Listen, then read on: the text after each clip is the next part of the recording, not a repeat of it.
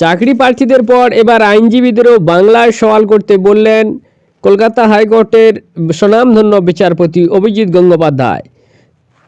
তিনি বাংলায় বলতে চান, একই সঙ্গে তিনি আশা করেন আইনজীবীরাও বাংলাতেই সওয়াল করবেন, এমনটাই জানালেন।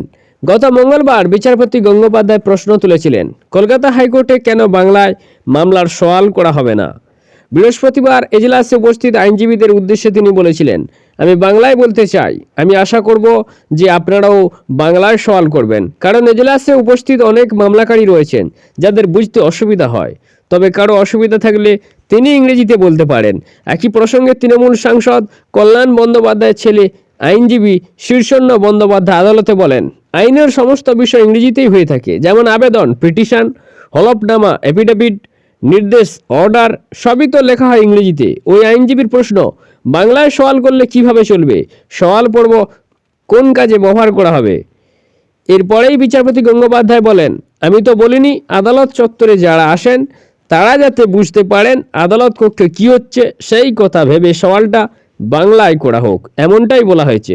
কারো বাংলায় সমস্যা থাকলে তিনি ইংরেজিতে বলতে পারবেন। আমি বাংলায় বলতে চাই, অন্যদিনও বাংলায় শুনানি করব। এই প্রসঙ্গে আইনজীবী কল্লোল বসু বলেন, হোক না, এই শুরুটা আপনি করুন, ভাষার প্রতি সংবেদনশীলতা থাকা প্রয়োজন। বিচারপতি বলেন, এই বাংলা নিয়ে কেউ আমার কাছে ব্যাখ্যা চাইলে আমি অত্যন্ত বিনয়ের সঙ্গে তার উত্তর দেব। এরপরেই কোর্ট অফিসারকে বিচারপতি বলেন, তালিকা থাকা পরের মামলাটি ডাকা হোক। বিচারপতি বলার পরে অনেক মামলার শুনানি বাংলাতেই হয়।